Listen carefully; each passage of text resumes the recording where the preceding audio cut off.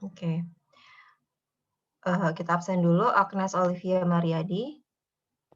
Hadir, Bu. Agus Sidiarta Karma Putra.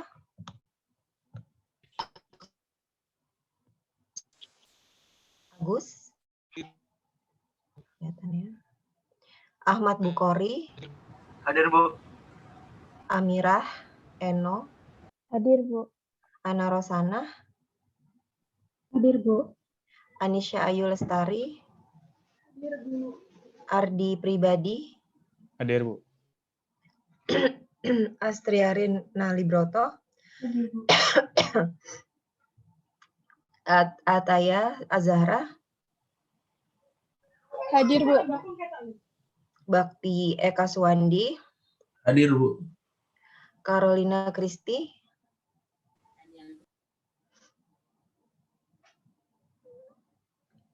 Unmute.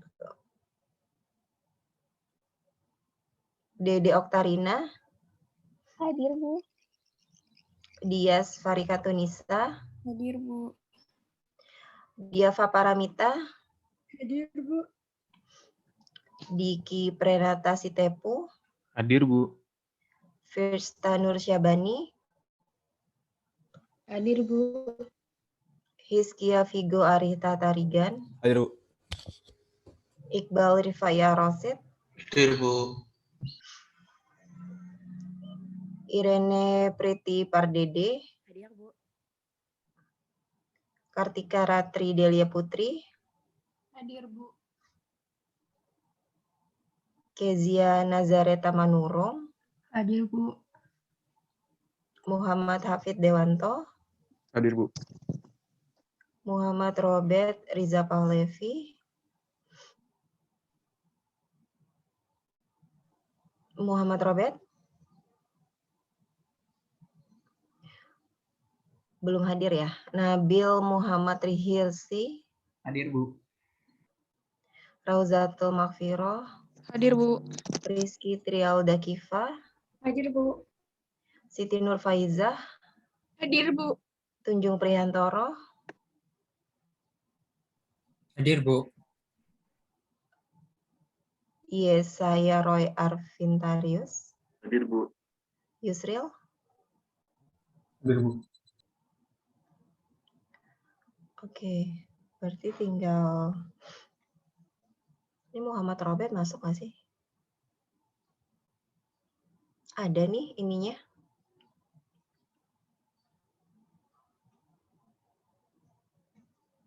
Oke. Sepertinya lagi ke toilet mungkin, Bu. Iya, oke. Oke. Baik, kita mulai aja ya sebentar.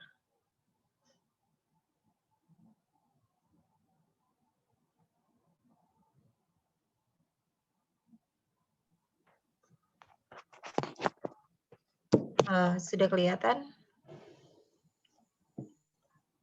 Sudah, Bu. Sudah, Bu.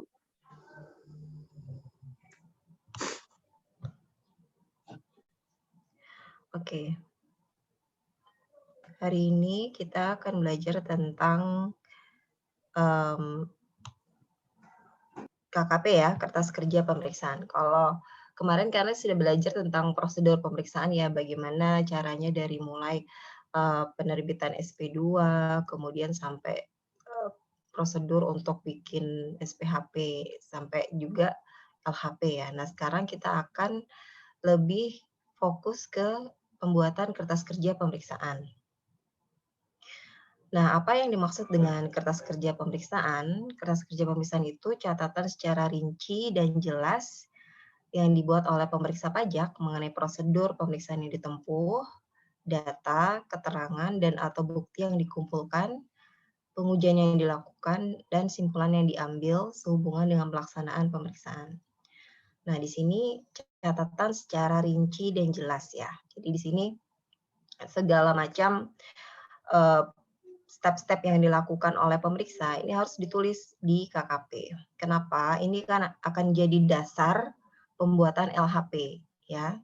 Jadi di LHP kan hanya sebatas resume saja, jadi nggak bisa detail. Nah, detailnya ini ada di KKP. Nah, dibuat oleh siapa? Oleh pemeriksa pajak ya. Pemeriksa pajak di sini adalah ketua tim dan anggota tim yang menyusunnya, tapi nanti akan ditelaah oleh supervisor. Nah, mengenai apa saja prosedur pemeriksaan yang ditempuh ya. Jadi melakukan apa aja nih ditulis ya. Apakah membuat ekualisasi ataupun apa ya, menganalisis biaya hidup dan lain-lain. Data keterangan atau misalnya diperoleh data pihak ketiga, nah itu semuanya ditulis yang menjadi dasar koreksi pemeriksa ya.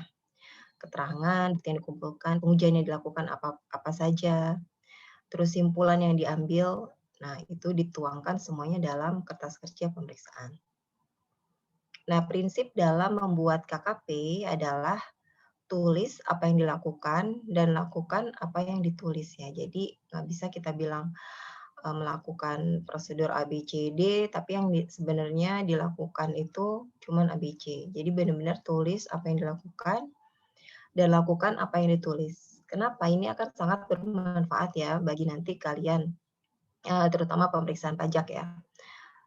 Pemeriksaan pajak itu kan step-nya masih banyak nih. Setelah selesai LHP, keluar note hit, terus keluar SKP, nah bukan berarti kerja kalian selesai, enggak. Karena kan kalian ada kemungkinan di-challenge ya, di-challenge di keberatan, kemudian nanti dibanding. Nah, KKP ini sangat penting untuk mengingatkan, untuk refresh memori kalian. Apalagi kan kalian meriksa tuh kan nggak cuma satu ya, pasti banyak. Nggak mungkin kalian cuma dalam satu waktu meriksa satu WP doang, nggak mungkin. Pasti dalam satu waktu itu kalian akan memeriksa beberapa WP secara bersamaan. Ada yang LB, ada yang pemeriksaan khusus, tujuan lain, dan lain-lain.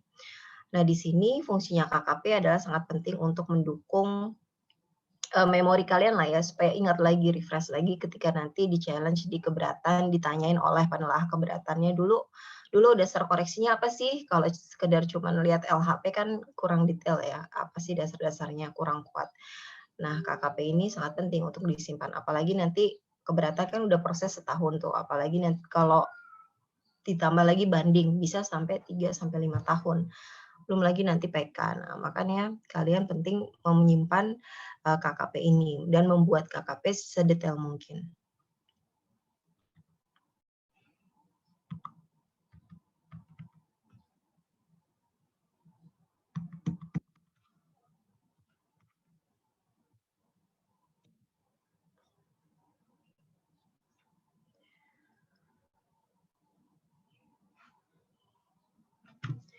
Nah, jenis KKP berdasarkan format ini ada KKP umum dan KKP khusus. Nah, KKP umum ini KKP pada umumnya kalian pemeriksa mengerjakan ya, ini pakai KKP umum. KKP umum nanti diatur di SE 08. Nah, kemudian selain KKP umum ada juga KKP khusus.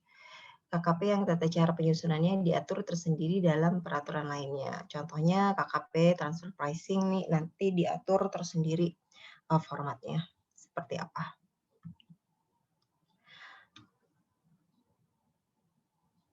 Nah, kemudian jenis-jenisnya ya, di sini ada KKP induk ya.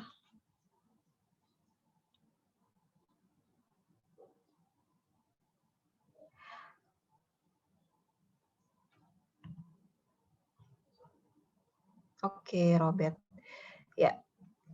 Jadi definisi dari KKP induk perjenis pajak dan KKP pendukung nih. Nah, KKP itu terdiri dari KKP induk. KKP induk itu KKP yang merupakan rangkuman dari KKP induk perjenis pajak ya. Jadi benar-benar ini nanti pindah nih KKP induk, rinciannya nanti pindah ke LHP. Tinggal di-copy ke LHP. Dia resume dari semua KKP induk per jenis pajak ya. Nah, KKP induk per jenis pajak apa? Jadi KKP yang memuat objek pajak, pajak terutang, kredit pajak, pajak yang kurang atau lebih dibayar, sanksi administrasi, pajak yang masih harus atau lebih dibayar, dan surat tagihan pajak. Nah, KKP pendukung, ini KKP yang memuat uraian lebih detail atau rincian dari suatu KKP ya. Jadi ini bagian-bagiannya. Jadi KKP pendukung ini mendukung KKP induk perjenis pajak, KKP induk perjenis pajak mendukung KKP induk.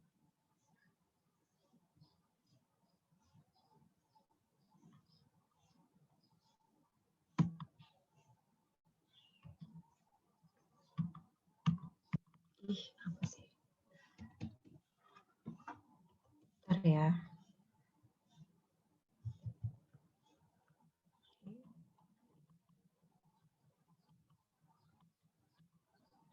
Nah, ini contohnya KKP induk ya. Kita lihat di bagian paling kiri atas ini ada kop surat ya. Nah, di sini ada judulnya. Di sini kop surat kiri atas. Di sini nanti tulis kanwil KPP-nya apa. Nah, di sini kertas kerja pemeriksaan ada tulisan nih induk ya di sininya nih di header di bagian atasnya di bagian pembukaannya ini ada nama WP-nya, NPWP, masa atau tahun pajak. Nah, kemudian menguraikan nih uraiannya PPh badan, dijelasin penghasilan PKP-nya berapa, 21, 22, 23. Ada menurut SPTWP dan menurut pemeriksa. Terus nanti selisihnya ada koreksi ya. Nah, di sini ada referensi, di sini ref ini merefer ke KKP induk yang per jenis pajaknya ya. Jadi detailnya lagi dari PPh badan ini bisa dilihat di KKPB. Detail dari PPh 21 bisa dilihat KKPC. 22 di KKPE, 23 di KKPG. Jadi nanti urutannya kalian bisa langsung share semacam daftar isi ya. Kayak kalian bisa refer langsung kalau mau cari PPh badan ke KKPB.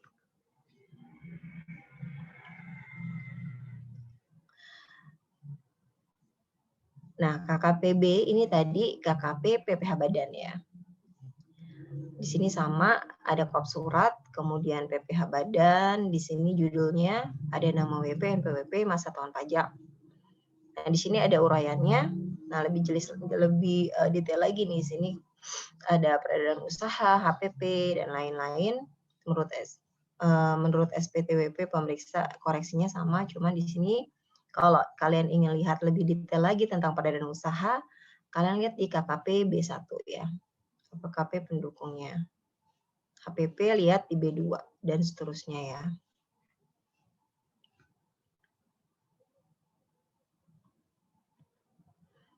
Di sini juga kalian lihat di KKP PPh pasal 21. Di sini ada juga ada objek pajaknya, pegawai tetap dan lain-lain. Terus nanti menurut SPT, WP, pemeriksa dan koreksi, referensinya ada lebih detail lagi. Kalau terkait perhitungan pegawai tetap ada di KKP C1. Gitu ya.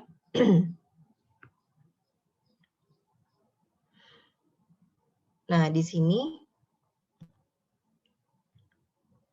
kalian bisa lihat lebih pendukungnya di sini ya. Tadi KKP C1 nih. KKP pendukung ya. C1 ekualisasi DPP PPh pasal 21. Nah, di sini. Di sini ditulis juga sumber datanya apa ya. Sumber data SPT tahunan PPh badan, laporan keuangan, buku besar. Nah, di sini dijelaskan juga pengujian dilakukan dengan ekualisasi objek PPh pasal 21 yang dilaporkan dalam SPT dengan pos-pos biaya.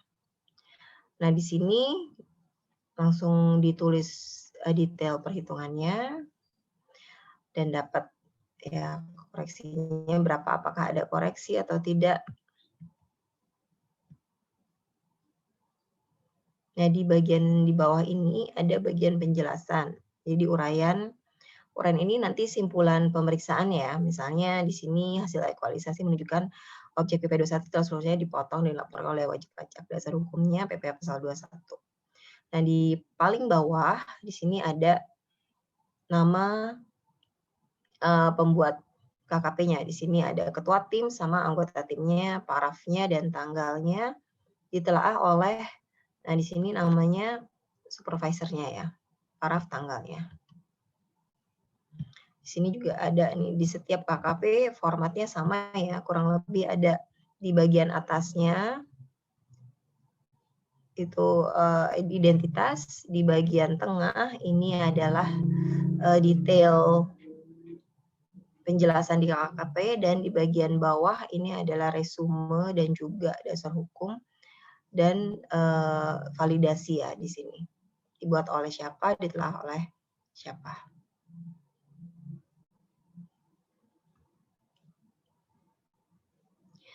Nah, apa yang dimaksud dengan berkas KKP ini? Berkas KKP terdiri dari KKP-nya sendiri, dokumen pendukung KKP, dan dokumen pemeriksaan.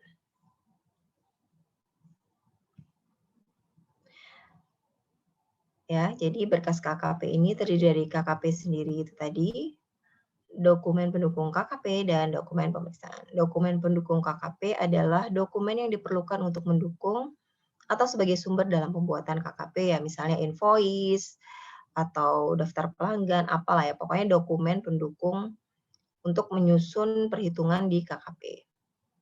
Nah, kalau dokumen pemeriksaan adalah surat dokumen dan atau daftar yang diperlukan dalam dan atau berkaitan dengan pelaksanaan pemeriksaan. Contohnya SP2 gitu ya, SPHP, nah segala macam surat-surat ini adalah di dokumen pemeriksaan. Nah, berkas KKP ini ya, tadi KKP, dokumen pendukung KKP, dan dokumen pemeriksaan ini dalam satu set ya, biasanya dalam satu ordner gitu. Bisa jadi nih berkas KKP tuh nggak cuma satu ordner, tapi berordner-ordner. Nah, kalian mesti dikasih judul ya, bagian pertama apa kedua, atau memang cuma satu ordner ya KKP-nya. Nah, apa saja fungsi KKP ya? Fungsi KKP ini adalah bukti bahwa pemeriksaan telah dilaksanakan sesuai standar pelaksanaan pemeriksaan. Nah, di standar pelaksanaan pemeriksaan kan sudah diamanatkan bahwa LHP disusun itu berdasarkan KKP. Jadi kalau kita nggak ada KKP-nya berarti tidak sesuai dengan standar pelaksanaan pemeriksaan. Jadi fungsi KKP ini sebagai bukti bahwa pemeriksaan benar-benar telah dilaksanakan sesuai standar ya. Kemudian ini bahan dalam melakukan pembahasan akhir. Nih kalian ketika melakukan pembahasan akhir ketemu sama WP, WP-nya minta detail, kalau kalian nggak siap dengan KKP, kalian akan gelagapan ya, nggak bisa menjawab pertanyaan dari WP ya. Jadi di sini adalah bahan untuk melakukan pembahasan akhir. Dasar pembuatan laporan hasil pemeriksaan. Ya tentu saja ya, laporan hasil pemeriksaan ini semuanya disusun berdasarkan KKP. Nah, sumber data atau informasi bagi penyelesaian keberatan atau banding yang diajukan oleh WP. Nah, tadi seperti saya bilang ya, pemeriksaan itu tidak hanya selesai begitu pemeriksaan berakhir, tapi kalian harus siap-siap untuk keberatan dan banding. Nah, di sini bisa jadi bertahun-tahun kalian mesti ada dasarnya, dan bisa jadi nanti setelah 2 tahun kalian diminta data oleh hakim pajak gitu ya, ataupun setahun kemudian diminta data oleh PK-nya. Nah, itu kalian kalau ada KKP lebih enak nih, kalian bisa langsung memberikan datanya dan nggak bingung lagi ya. Kemudian yang terakhir, referensi untuk pemeriksaan berikutnya. Nah, dengan KKP yang detail ini, kalian juga membantu setengah pekerjaan pemeriksa berikutnya ya. Jadi kalau pemeriksa berikutnya, kan dia tinggal lihat nih, kalau sudah pernah diperiksa WP-nya, oh fokus pemeriksaannya nanti di mana ya? Nanti tinggal lihat di KKP-nya itu koreksinya dari mana aja. Nanti dia tinggal ngecek apakah kesalahan yang sama masih dilakukan oleh WP atau tidak gitu.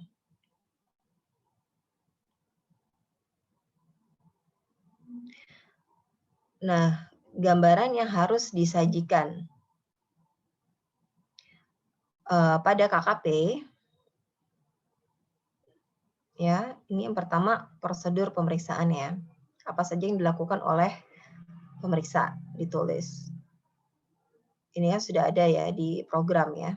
Kita sesuaikan saja di program pemeriksaan.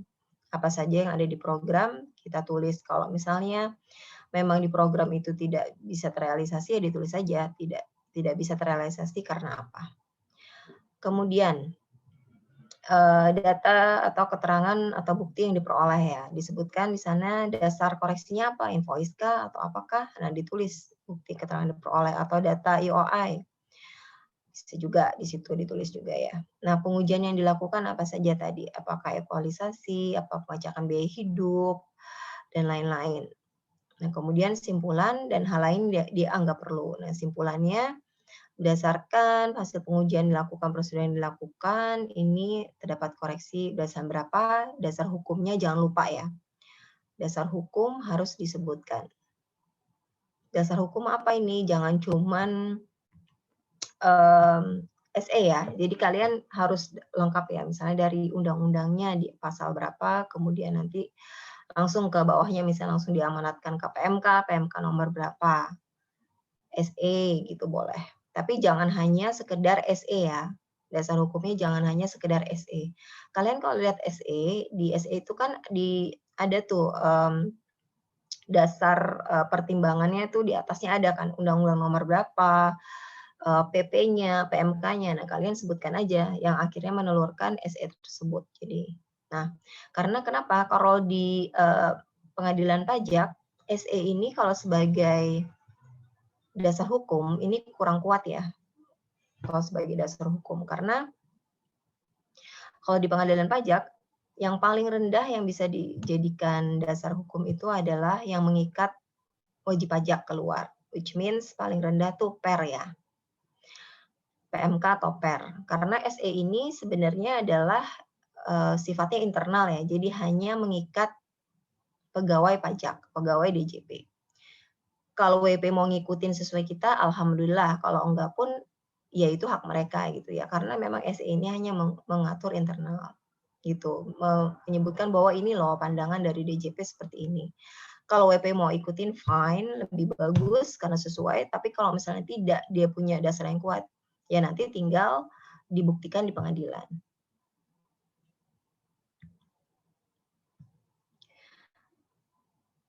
Nah, ini kerahasiaan KKP ya. Nah, KKP ini merupakan bagian dari rahasia jabatan, sebagaimana diatur dalam pasal 34 ayat 1 Undang-Undang Nomor 6 Tahun 83 tentang KUP ya. Jadi di sini KKP adalah rahasia jabatan, jadi kalian harus benar-benar menjaga KKP ini jangan sampai dibaca oleh pihak-pihak yang tidak berkepentingan. Jadi dalam hal ini, misalnya kalian punya soft copy, di password aja, passwordnya disimpan. Jadi biar nanti nggak bocor ataupun nanti kececer, orang-orang bisa baca. Kalaupun dicetak juga kan hanya satu cetakan dan itu hanya ada di seksi pemeriksaan ya. Jadi emang KKP ini harus benar-benar dijaga ya, karena bagian dari rahasia jabatan, kalian harus benar-benar memperhatikan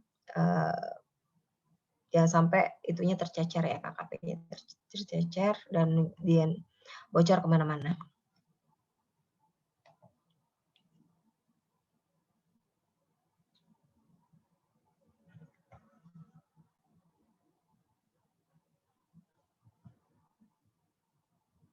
Sebentar ya.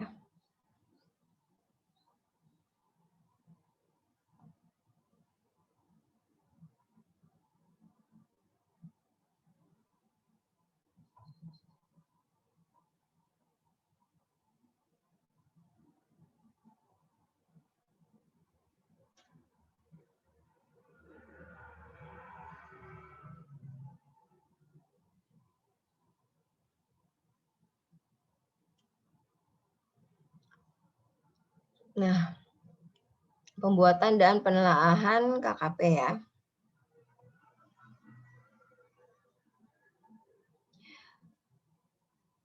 KKP umum dibuat oleh ketua tim dan anggota tim.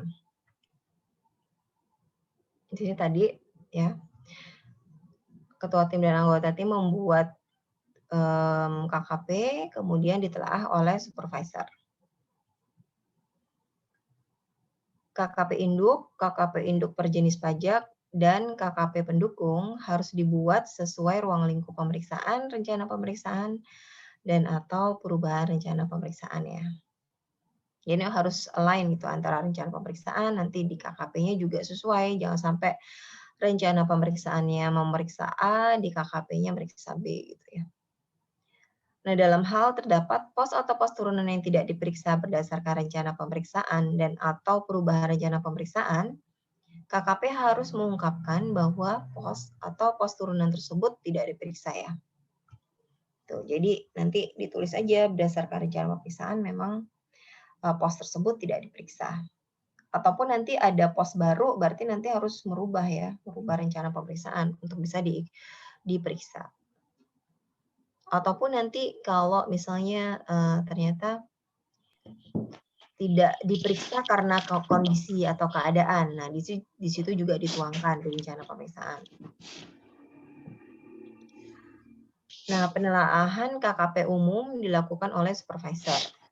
Hasil penelaahan dituangkan dalam review sheet rencana kerja pemeriksaan.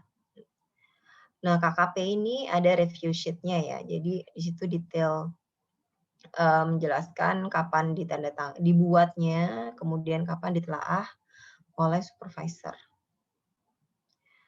Nah, KKP khusus dibuat, disusun, dan atau ditelaah sesuai dengan ketentuan yang mengatur hal tersebut ya.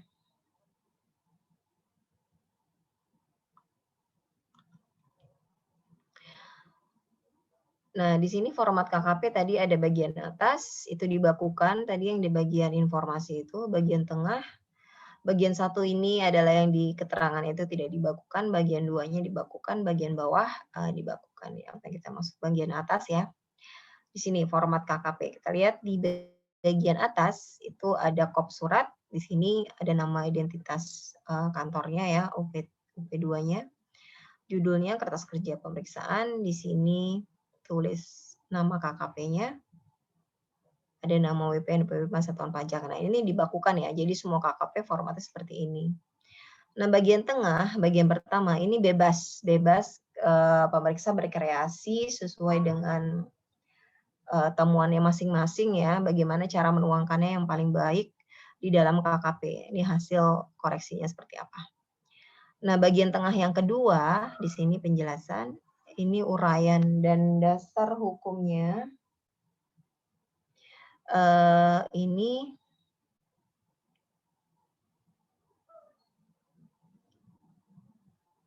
tidak dibakukan ya, jadi bebas kalian uraiannya apa simpulannya, dasar hukumnya juga bebas juga. Nah, di bagian bawah ini dibakukan ya. Jadi ada disusun oleh nama, paraf, tanggal, dan ditelaah oleh nama, paraf, tanggal. Di sini supervisor telaahnya disusun oleh tadi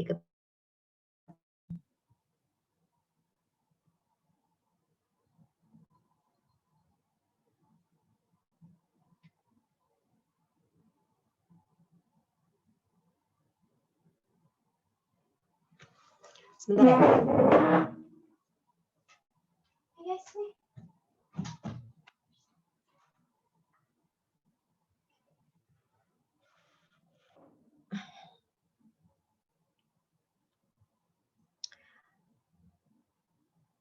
Oke, sorry, lanjut. Ya. Di sini kalian lihat di bagian format bagian atas KKP.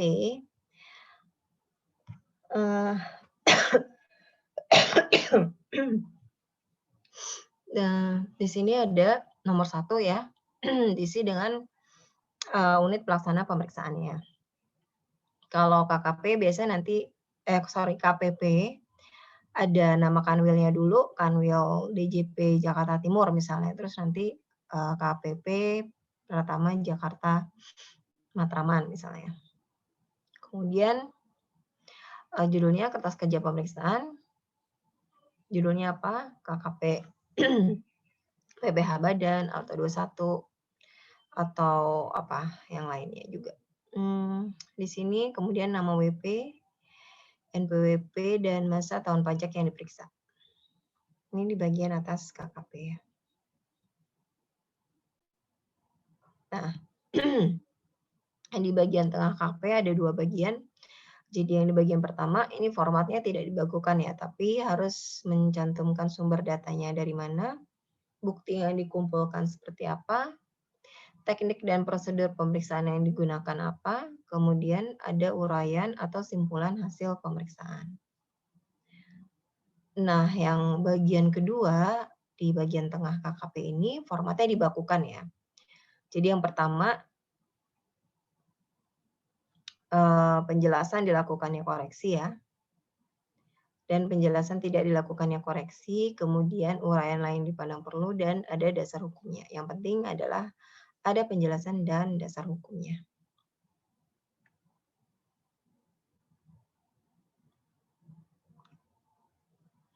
Nah, di sini bagian tengah pertama ini bebas kalian menuangkan hasil pemeriksaannya seperti apa dibagi. Nah, bagian ini dapat berbentuk tabel komparasi misalnya ya.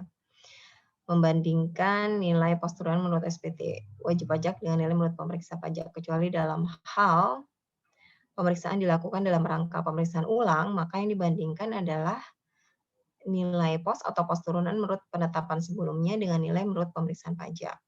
Atau pemeriksaan dilakukan dengan kriteria wajib pajak tidak menyampaikan SPT, maka kolom nilai suatu pos atau turunan menurut SPT itu dikosongkan. Nah, ini yang dibakukan yang di bawah ini, yang di bagian kedua, di penjelasan uraiannya dan dasar hukum, ini harus ada.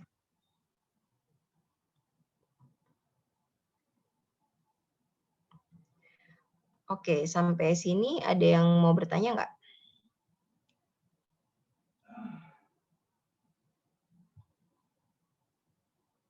Oke ada ya? Oke, kita lanjut.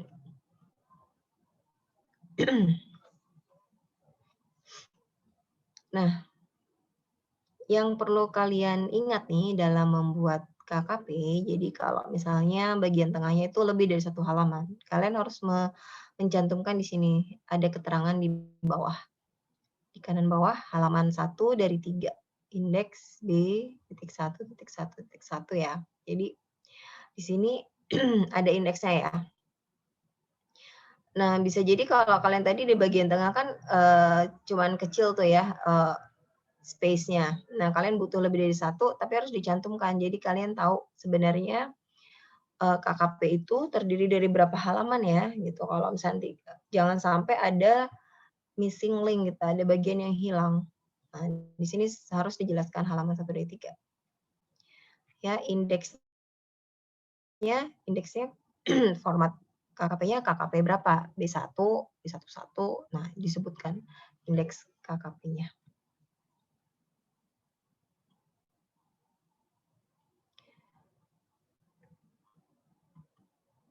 Nih di bagian bawah KKP ada nama dan para pembuat penelaah KKP, tanggal pembuatan, dan kode indeks KKP. Ya, di sini indeks KKP-nya ada. Tapi kalau lebih dari 1 halaman, tadi disebut di sebelum indeksnya halaman berapa dari berapa, kemudian baru indeksnya. Jadi kenapa? Biar kalian tahu komplit ya, KKP-nya tuh komplit. Oh ya, KKP itu juga sangat penting loh kalau misalnya kalian nanti direview oleh kantor pusat ataupun Kanwil ya. Apalagi nanti kalau misalnya kalian jadi pemeriksa pajak di KPP. Nah, salah satu tugas di Kanwil dan di kantor pusat kan untuk penjaminan mutu kualitas pemeriksaan ya.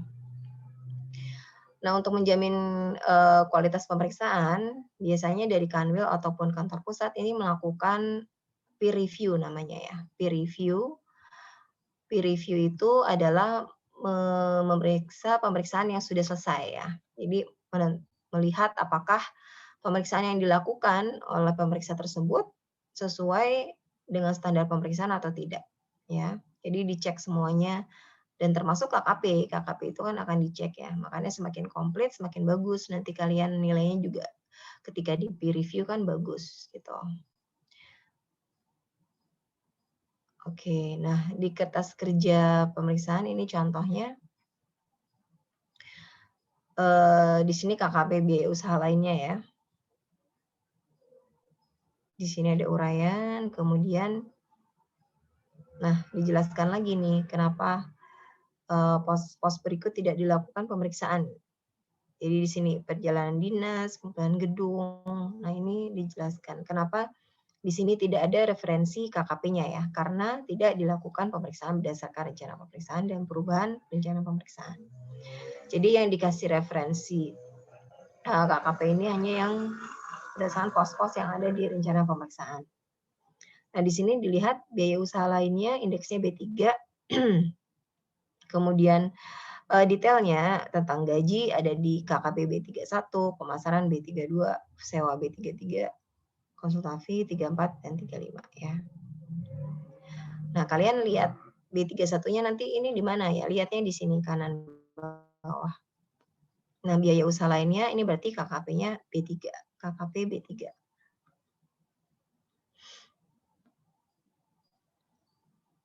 Nah, di sini di bagian depan, nanti di bagian depan KKP ini ada review sheet kertas kerja pemeriksaan. Jadi di sini ditelaah ya.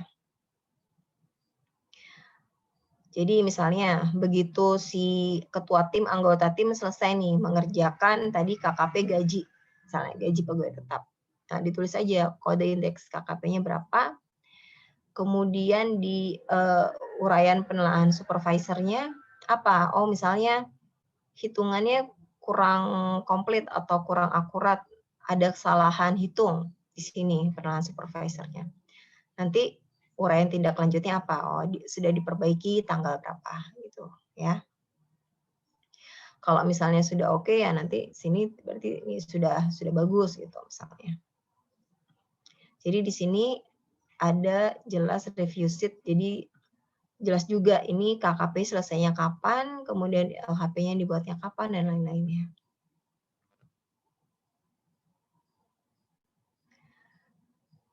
Nah, selanjutnya kita kode indeks KKP ya. Nah, pemeriksa pajak harus menggunakan kode indeks KKP sebagaimana diatur dalam lampiran 2 SE Direktur Jenderal Pajak. Ini maksudnya SE-nya SE08 ya. SE08 tahun 2012 tentang kertas kerja pemeriksaan. Nah, di pemberian kode indeks untuk KKP pendukung dilakukan dengan menambah angka pada kode indeks. Ya. KKP pendukung dari KKP B1 diberi kode indeks B1112 dan seterusnya ya. Kalau pendukung dari B11 ya berarti B111. Pendukung dari B12 ya B12.1 gitu ya, dan seterusnya. Nah, dalam hal ruang lingkup pemeriksaan adalah 1 Oktober pajak, terdapat pos-pos turunan SPT tidak diperiksa berdasarkan rencana pemeriksaan, kode indeks KKP tetap mengikuti daftar kode indeks sebagaimana dimaksud pada huruf A. Tadi misalnya kalau KKP PPh Badan tadi indeksnya kan B. Nah, berarti harus ikut gitu loh. Jadi bukan berarti nanti misalnya PPh 21 tadi C kan kodenya KKP C. Nah, terus karena PPh 21-nya misalnya tidak diperiksa gitu. Terus kalian langsung skip PPh dua-duanya C gitu jadinya. Enggak, tapi tetap sesuaiin. Harus PPh Badan B, PPh 21 C. Kalau misalnya enggak diperiksa ya di skip, berarti dari KKP B langsung ke KKP D atau KKP E. Gitu ya. Jadi kode indeks KKP-nya tetap mengikuti daftar kode indeks. Walaupun terdapat yang tidak diperiksa. Nah, dalam hal terjadi perubahan KKP yang dikarenakan oleh perubahan koreksi atau sebab lainnya, kode perubahan diberi kode indeks yang sama dengan KKP sebelumnya dan diberi tambahan kode P1 untuk perubahan pertama, P2 perubahan kedua, dan seterusnya ya. Nah, di sini misalnya kalian setelah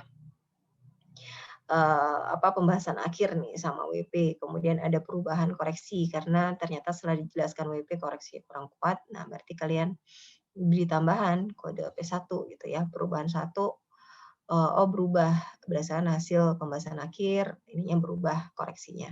Nah, itu bisa jadi terjadi. Nah, nggak apa-apa. Yang penting ada jelas dokumentasinya. Jadi KKP awal yang menjadi dasar kalian membuat SPHP, ada kalian ketika pembahasan akhir dan ada perubahan koreksi, kalian ada kode tambahan P1 di KKP-nya. Nah, di sini daftar kode indeks kertas kerja pemeriksaan ya. Di sini sudah diatur kode indeksnya, persiapan pemeriksaan, rencana pemeriksaan, KKP-nya A1 ya. Kemudian rencana program pemeriksaan A2, realisasi A3, pemanfaatan profil A4, dan seterusnya. Kemudian KKP induk, terusnya induk.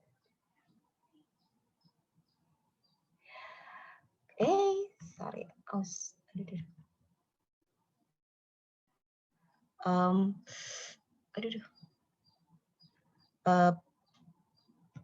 PPH badan. Di sini WP badannya B. Kemudian di sini turunannya ada peredaran usaha ya. B1, HPP B2, usaha lainnya B3.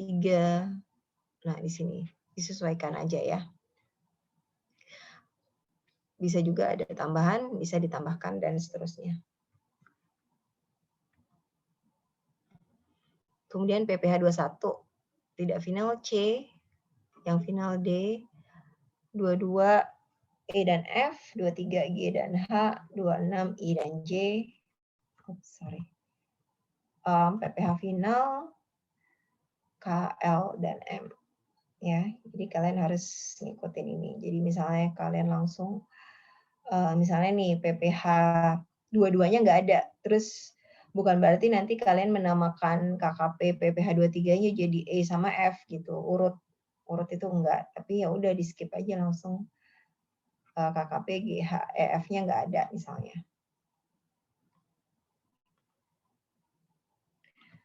Nah, di sini kode indeks KKP perubahan ya. Nah, di sini kalau apabila ada perubahan rencana pemeriksaan, ya tadi bisa juga dong tadi A1 ya rencana pemeriksaannya berubah.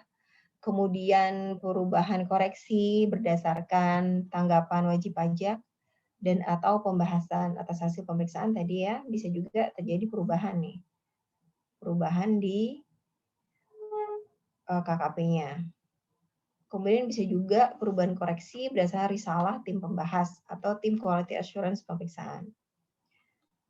Nah, bisa juga WP meminta tim quality assurance ya untuk membahas. Nah, sini bisa jadi ada perubahan koreksi. Nah, KKP perubahan, kode indeks sama dengan KKP sebelumnya dan diberi tambahan kode P1. Tadi kan KKP B1 misalnya, tapi ada di sampingnya P1 untuk perubahan pertama, P2 untuk perubahan kedua, dan seterusnya. Kemudian tambahan redaksional, perubahan pertama, perubahan kedua untuk masing-masing judul KKP.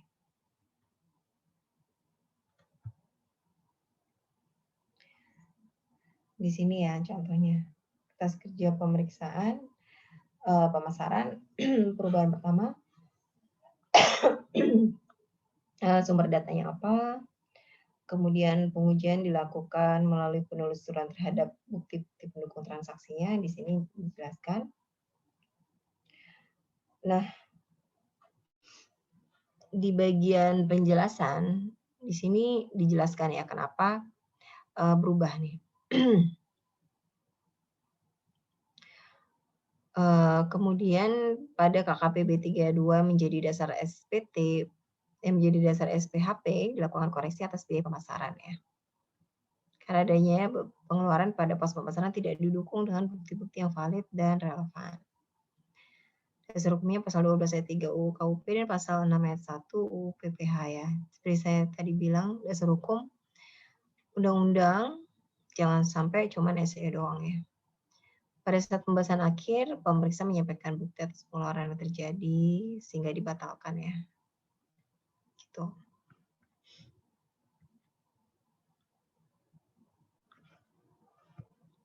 Nah, kode indeks KKP-nya dokumen penunggu KKP harus diberi kode indeks mengikuti kode indeks KKP yang didukungnya ya. Contohnya Dokumen pendukung KKP rekapitulasi delivery order yang belum dilaporkan WP, KKP B1.11 berupa fotokopi delivery order diberi kode indeks B1111 ya.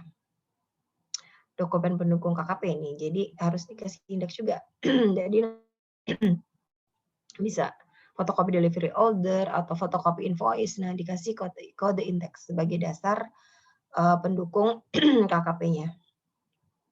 Ya, ditambahkan indeksnya 1 di belakangnya.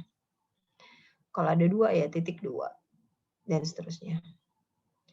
Pemberian kode indeks pada dokumen pendukung KKP dilakukan dengan cara tertentu sehingga tidak mengubah isi atau format dokumen pendukung KKP yang telah diatur dalam peraturan terkait. Misalnya, dengan menempelkan label pada sudut kanan bawah halaman terakhir dokumen pendukung KKP ya.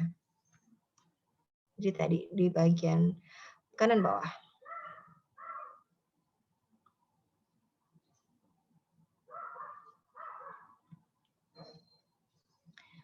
Nah, kode indeks KKP untuk dokumen pemeriksaan. Kalau tadi kan dokumen pendukung ya, sekarang bagaimana sih cara mengindeks dokumen pemeriksaan?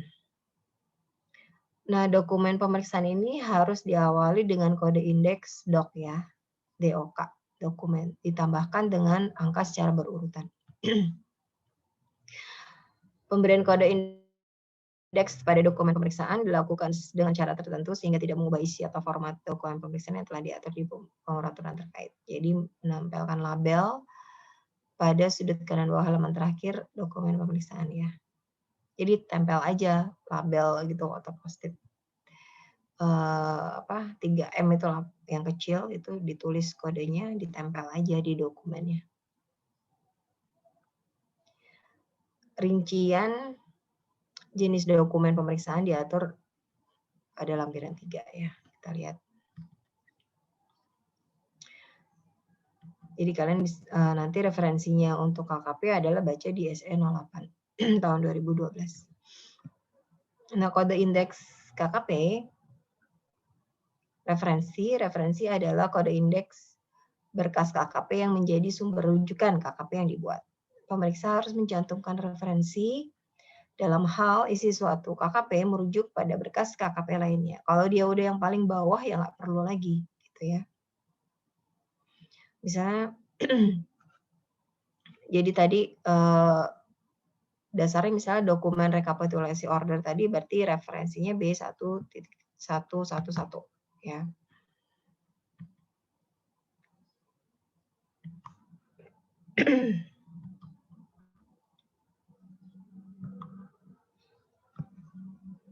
Penyusunan KKP umum dilakukan oleh ketua tim dan atau anggota tim tadi ya.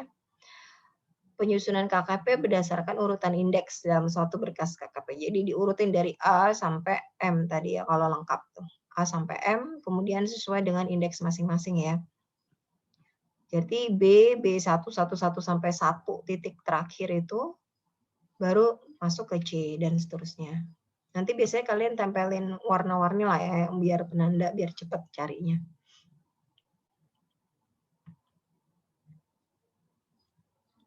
Nah, ketentuan lain-lain. Format review sheet ada di lampiran 4 SE08. Tadi contohnya tadi sudah saya jelaskan di atas.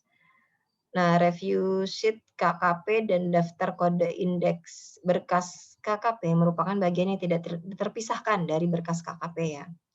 Jadi review sheet itu dokumentasi penelaahan KKP-nya ya. Seperti apa, kemudian daftar kode indeks itu daftar isi KKP-nya. Jadi karena KKP pasti sangat tebal ya, apalagi kalau cuma OP sih mungkin tipis ya, tapi kalau badan, apalagi badan yang udah go public itu pasti kan sangat banyak KKP-nya. Nah, di sini diperlukannya daftar kode indeks berkas KKP itu menjadi daftar isi ya, daftar isi dari KKP-nya.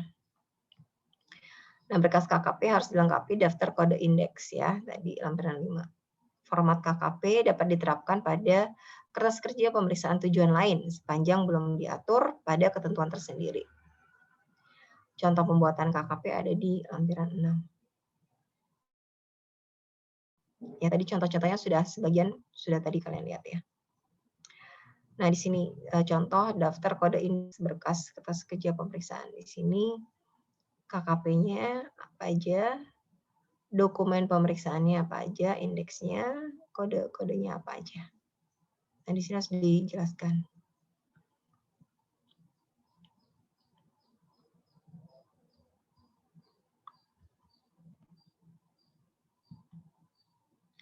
Hal-hal lain yang perlu diperhatikan, KKP dibuatnya informatif dan sistematis ya. Jadi tadi sejelas mungkin, sedetail mungkin untuk informatif dari KKP, sistematisnya tadi pakai indeks ya. Pada indeks referensi, nah itu biar sistematis dan gampang nyarinya. Nah, KKP dapat mewakili pemeriksa setelah selesai pemeriksaan. Nih, misalnya kalian nggak bisa datang langsung ngejelasin, kalian kirim aja KKP-nya. Ya KKP yang diminta aja terkait. Nah, itu bisa. Apalagi kalau di KKP-nya sudah jelas dan detail, kalian sudah tidak perlu lagi tuh datang. Kecuali diminta oleh PK-nya. Nah, pengguna mengerti isi KKP tanpa penjelasan tambahan. Kalau si PK-nya atau hakim pajaknya sudah jelas gitu baca KKP-nya, kalian kemungkinan kecil nih untuk dipanggil. Satu tugas terhilangkan kan ya. Kalau pengguna mengerti isi KKP tanpa penjelasan tambahan, sudah jelas ya udah kalian tidak perlu lagi memberikan penjelasan tambahan. Gitu, nggak usah repot dipanggil ke sana kemari. Kalian udah mutasi ke Jawa, Jawa Tengah atau Jawa Timur terus mesti ke Jakarta lagi ngasih penjelasan kan capek ya. Mendingan kalau KKP-nya udah jelas, udah lengkap ya udah. Kalian nggak perlu dipanggil lagi buat menjelaskan isi KKP tersebut. Nah, keberatan banding dan lain-lain diharapkan tidak perlu menghadirkan pemeriksa. Jadi ini untuk efektivitas efisiensi pekerjaan juga di DJP. Jadi nggak perlu biaya SPD segala macam kan. Kalian juga bisa fokus ngerjain pemeriksaan berikutnya gitu, nggak diribetin sama pemeriksaan-pemeriksaan yang sudah selesai sebelumnya. Cukup baca KKP-nya, sudah jelas, kalian tidak perlu lagi datang ke sana menjelaskan dan lain-lain. Nah, KKP informatif dan sistematis ini setidaknya memuat nilai ya, nilai dan jenis transaksinya apa, sumber datanya apakah di buku besar, invoice dan lain-lain, kemudian metode teknik prosedur yang dilakukan, penjelasan koreksinya ya. Kalau tidak ada koreksi pun tetap dijelaskan ya, jangan cuma tidak ada koreksi gitu. Enggak, tapi kenapa alasannya tidak ada koreksi? Oh, telah sesuai dengan aturan. Aturannya aturan yang mana? Nah, dijelasin juga ya. Sumber data koreksi, invoice, nomor berapa, sedetail mungkin kalau ada invoice nomornya. Kemudian dasar hukumnya, tata urutan hierarki perundang-undangan nih dari undang-undang, PP, PMK, KMK, Perdirjen, Kepdirjen yang dipertegas dengan surat edaran. Nah, di sini baru masuk surat edaran ya. Jadi tetap hierarki perundang-undangan kalian sebut nih. Karena tadi seperti saya bilang di pengadilan pajak kalau kalian cuma nyebutin SE doang ini akan lemah dasar hukumnya. Tapi kalau kalian ada disebutkan dari undang-undangnya, dari PP-nya, PMK-nya, Perdirjen dan dipertegas dengan SE baru nah ini baru sangat kuat nih dasar hukumnya. Yang menjadi dasar hukum bukan suratnya ya, tapi aturan atau konsideran yang diacu oleh surat gitu. Jadi kalian kalau lihat SE bukan langsung SE-nya jadi dasar hukum enggak. Tadi kalian lihat konsideran aturan-aturan yang di atasnya. Nah, itu kalian dimasukkan di sini. Ataupun nanti biasanya kan ada surat-surat penegasan dari kantor pusat. Nah, itu bisa di quote juga sebagai penjelasan koreksi. Nah, kemudian ekualisasi antar objek atau pos tertentu.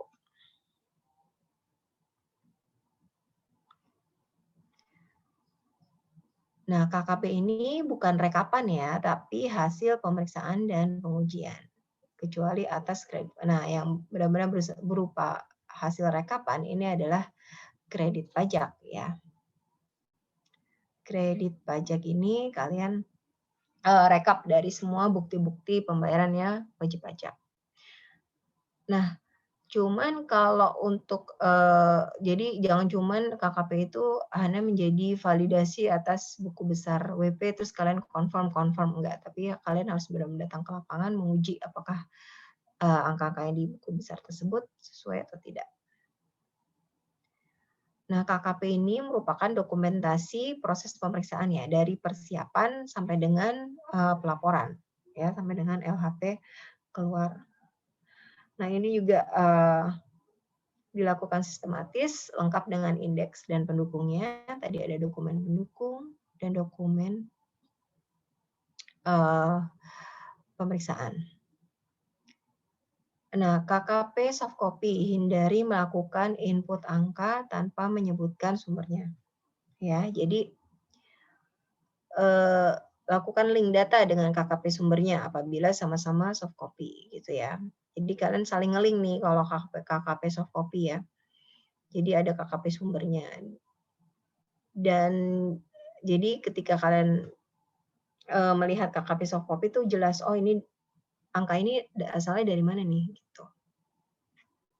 Apakah dari rekapan hasil penjualan atau apa ya.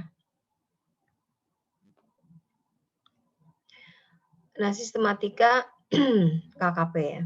Jadi yang pertama KKP induk pos-pos yang diperiksa, kemudian di bawahnya ada KKP PPh badan. Di bawahnya lagi ada pos SPT-nya. Tadi misalnya padanan usaha, pendukungnya apa, sub pendukungnya lagi, data lain. Kemudian ada juga kredit pajak. Nah, di sini kemudian KKP per jenis pajak, perhitungan dasar pengenaan pajaknya sampai dengan yang masih harus dibayar. Nah, ada objek pajaknya, ada berdasarkan data pemeriksa, data SPT, dan juga kredit pajaknya apa.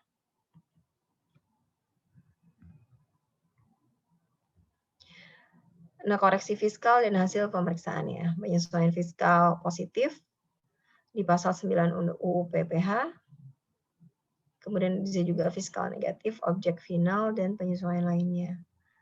Nah, di koreksi hasil pemeriksaan, di koreksi pembuktian pada pos yang bersangkutan, salah tulis, salah hitung, dan sebagainya ya. Ini berdasarkan apa? Apakah salah tulis, salah hitung, atau memang ada koreksi atas peredaran, HPP, penghasilan lainnya. Kemudian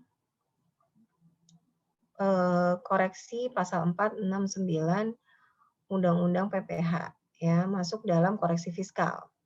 Mengoreksi koreksi fiskal WP, tidak mengoreksi laporan komersial. Jadi yang perlu kalian perhatikan, koreksi yang dasar hukumnya pasal 4, 6, dan 9 itu semuanya masuk di koreksi fiskal ya. Jadi bukan mengoreksi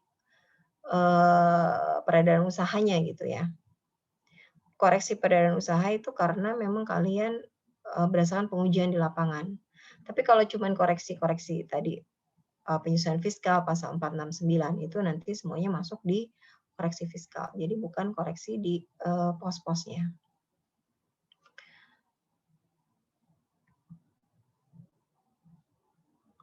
Oke, terima kasih. Ini ada quote dari Confucius, "It does not matter how slowly you go as long as you do not stop." Jadi memang kesannya KKP ini banget ya, memang detail banget ya. Ya nggak apa-apa, dikerjain aja pelan-pelan satu-satu. Yang penting semuanya in the end, semua berkas sudah didokumentasikan baik, semua apa yang dilakukan dan lakukan apa yang kalian tulis di KKP dan didokumentasikan dengan baik dalam bentuk KKP yang sistematis dan lengkap ya dan informatif. Oke, sampai sini ada pertanyaan? Izin bertanya, Bu. Oh ya, siapa dulu? Absen 16. Absen 16 ya. Untuk perubahan rencana pemeriksaan itu biasanya bisa terjadi di dalam kondisi apa saja ya? Sebentar.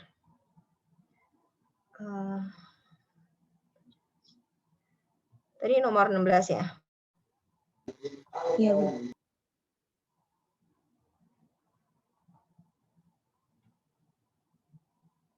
Ya, untuk rencana pemeriksaan ya macam-macam ya. Misalnya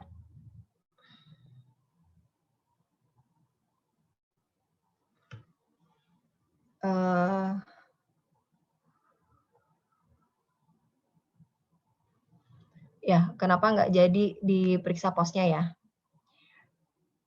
Ya, misalnya tadi berencana meriksa apa ya, gudangnya gitu ya, terus ternyata gudangnya terbakar. Nah, bisa jadi kan tidak jadi diperiksa ya karena kan memang gudangnya terbakar gitu. Ataupun ada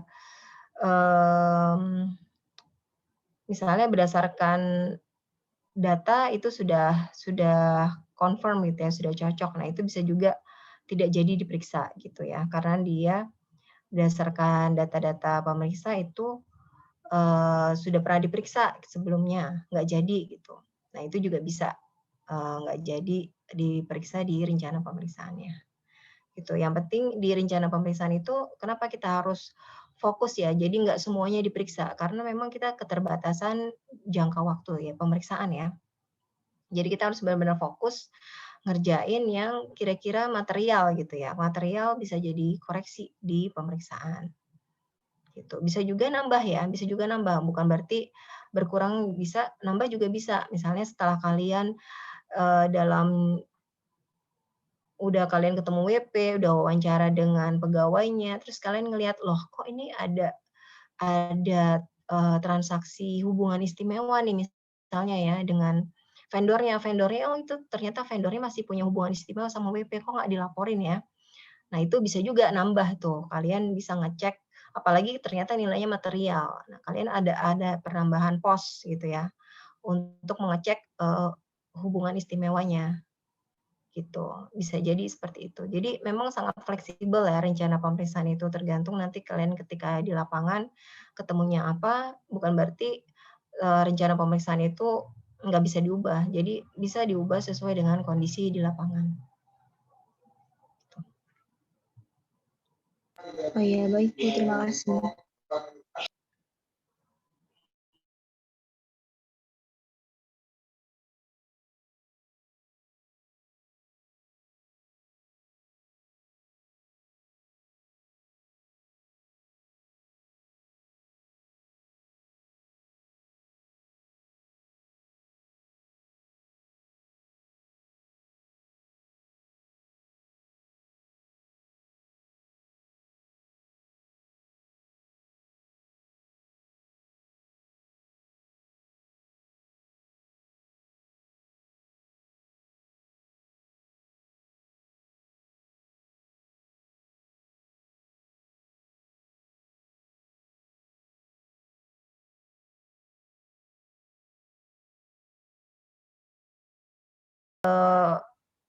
KKP yang paling pertama kalian bikin gitu ya. Dasarnya itu. Udah di-freeze di SPHP. Itu yang sudah disampaikan ke WP ya. Jadi yang disampaikan ke WP itu sampai dengan data-data terakhir yang kita punya gitu ya. Kita bikin KKP-nya seperti apa. Jadi kalau ada segala macam perubahan ya sepanjang belum ada SPHP ya berarti KKP-nya seperti itu kan, udah fix. Begitu dikasih ke WP melihat kan ya. Jadi ini pokoknya patokannya gini, segala macam data yang belum dikasih ke pihak lain ya, pihak ketiga, biar WP ataupun tadi quality assurance, nah itu menjadi KKP versi pertama ya. Begitu masuk ke keluar, tadi SPHP ke WP, kemudian ada perubahan, nah itu baru yang berubah. Tapi kalau sepanjang itu belum data-datanya belum ke pihak lain, nah berarti memang masih KKP yang versi pertama gitu. Begitu dia dikasih ke pihak lain, kan nanti pihak lain ngelihat ya, itu angkanya sekian gitu. Tapi nanti ketika berubah, makanya harus bisa dijelaskan kenapa angkanya kok berubah. Sementara pihak ketiga taunya kan angkanya tadinya 1.000.000 misalnya, terus kita rubah jadi 1,5 juta. Nah, nanti kan dia bisa komplain ya, ini kenapa kok angkanya berbeda. Nah, kita di KKP perubahannya kan yang penting ada dasarnya gitu. Jadi prinsipnya begitulah ya. Kalau ada perubahan yang terkait dengan pihak ketiga. Tapi kalau misalnya sampai dengan pemeriksaan itu selesai, nggak ada pihak ketiga yang mengakses data tersebut atau mendapatkan data tersebut, ya sudah, berarti itu KKP yang draft awalnya, gitu. Patokannya itu aja sih. Ya. Oh, baik, terima kasih, Bu. Oke. Ada lagi? Ya, nomor absen, nama nomor absen. Nomor 3, Bu. Ahmad. Ya, silakan Ahmad. Kalau misalnya pada saat penyusunan KKP kemudian telah dilakukan pemeriksaan, kemudian Suaranya putus-putus. Halo? Ya, bisa diulangi, suaranya putus-putus. Kalau misalkan dalam penyusunan KKP, Bu, terus si pemeriksa ini menemukan ada bukti permulaan, bagaimana KKP-nya masih dilanjutkan ke SPHP atau stop sampai di situ kalau ditemukan bukti permulaan? Iya. Kalau kalian nanti ketika di lapangan terus menemukan ada indikasi tindak pidana, berarti kan itu nanti pemeriksaannya freeze ya, berhenti. KKP-nya juga berhenti berdasarkan KKP yang terakhir kalian bikin lah ya. Nah, begitu setelah itu kan step-nya adalah kalian mengajukan ya pemeriksaan bukti permulaan. Nah, kondisi pemeriksaan kalian ini freeze nih ya, di pause lah ya, ibaratnya gitu. Nanti sampai dengan hasil apakah benar-benar terdapat indikasi tindak pidana, which means pemeriksaannya ditingkatkan ke pemeriksaan bukti permulaan, itu berarti pemeriksaan kalian disumir kan ya. Tapi kalau misalnya ternyata tidak ada indikasi pidana, berarti pemeriksaannya lanjut lagi, KKP-nya lanjut dibikin lagi. Tapi kalau ditingkatkan pemeriksaan bukti permulaan, berarti pemeriksaan kalian harus di stop gitu ya, disumir gitu. Terima kasih. Oke. Ada lagi? Izin bertanya, Bu. Ya. Di absen nomor absen 14. Oke. Nomor absen 14. KKP kan tadi rahasia jabatan ya, Bu, bersifat rahasia. Nah, jadi pihak yang boleh mengetahui isi KKP siapa saja ya, Bu? Ya, sesuai jabatannya aja.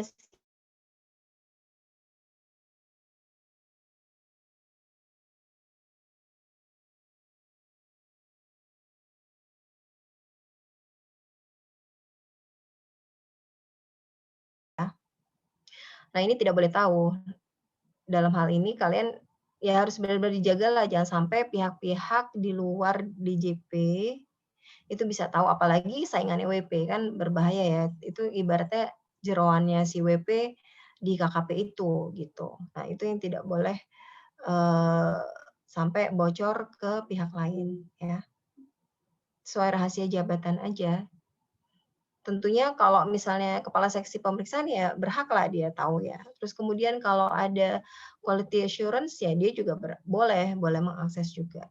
Itu kan semuanya mengakses KKP itu dalam rangka jabatannya gitu ya. Kecuali toto nanti ada orang tidak berkepentingan terus minta gitu, ya kalian jangan kasih gitu. Tapi kalau dalam rangka quality assurance atau dalam rangka peer review gitu ya, it's okay, kalian boleh ngasih KKP-nya tersebut.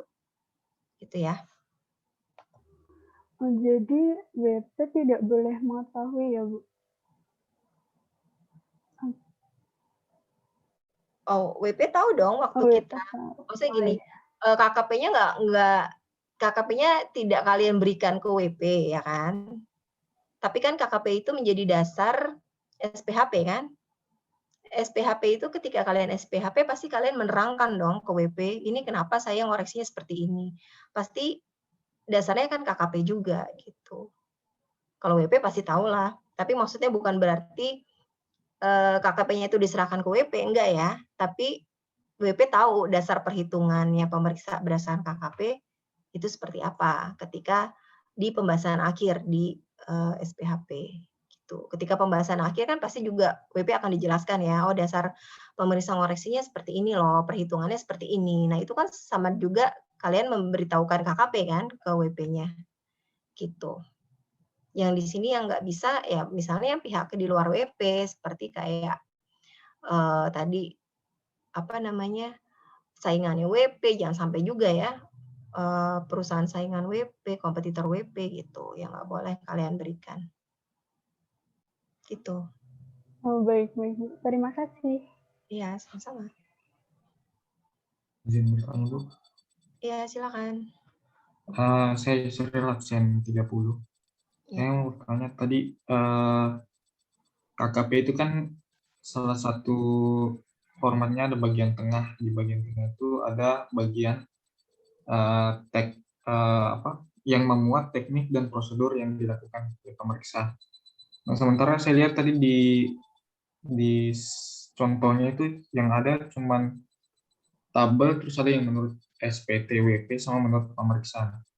Saya nggak melihat ada teknik, ada bagian yang menjelaskan teknik atau prosedur yang digunakan oleh pemeriksa itu sebenarnya wajib dicantumkan atau bagaimana, Bu? Iya, di metode teknik kan tadi bisa ekualisasi kan? Iya nggak? Jadi di bawahnya tadi, sorry aku tunjukin dulu ini ya.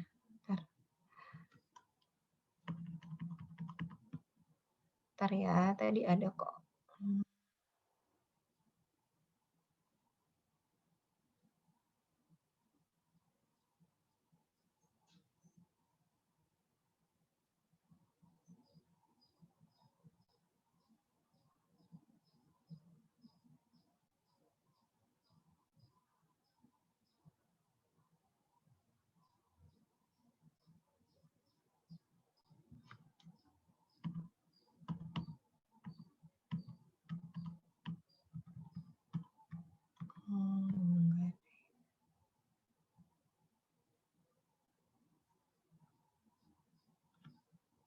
Nah, metode teknik ini kan bisa juga jadi judul ininya ya, kayak ekualisasi gitu kan.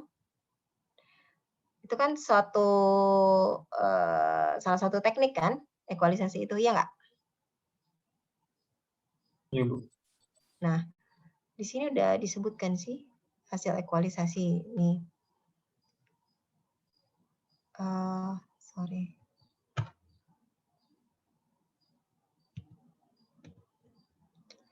Mana sih?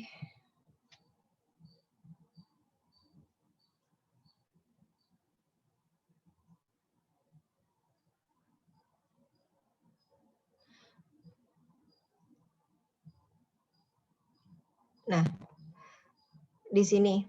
Jadi metode teknik yang dilakukan apa? Ya ini ekualisasi ya, ekualisasi DPP PPh pasal 21. Yang tadi yang nih biasanya nanti di KKP pendukungnya ya. Nih KKP pendukung ya, ekualisasi DPP PPh pasal 21. Nah, di sebelumnya memang biasanya hanya rangkuman gini ya. Menurut SPT-nya. Bukan ekualisasi tadi, mensandingkan menurut SPTWP sama ini ya. Nih, pemeriksa. Nah, tapi nanti di sini biasanya nanti berdasarkan hasil ekualisasi bla bla bla, nanti dasar ekualisasi lebih detailnya nanti tadi di KKP pendukung itu gitu. Dijelaskan lah di kenapa kita sampai dapat angka segitu koreksinya ya, berdasarkan apa metode dan teknik yang kita lakukan tadi. Misalnya tadi kalau pakai metode langsung kita langsung lihat kan ekualisasinya seperti apa, ataupun juga pakai biaya hidup. Nah, di situ dijelaskan di bagian tengahnya. Gitu ya, mungkin belum tercapture di ini secara jelas, tapi tadi dokumen pendukungnya kan juga bisa jadi contoh metode teknik yang digunakan gitu. Baik, berarti dijelaskan ditambahin aja gitu. Ayo. Ya, bagian tengah. Di bagian tengahnya berdasarkan hasil ekualisasi bla bla bla bla gitu kan. Nanti dokumen pendukungnya detail ekualisasinya tadi yang tadi di KKP pendukung itu. Gitu. Terima kasih, Bu. Oke.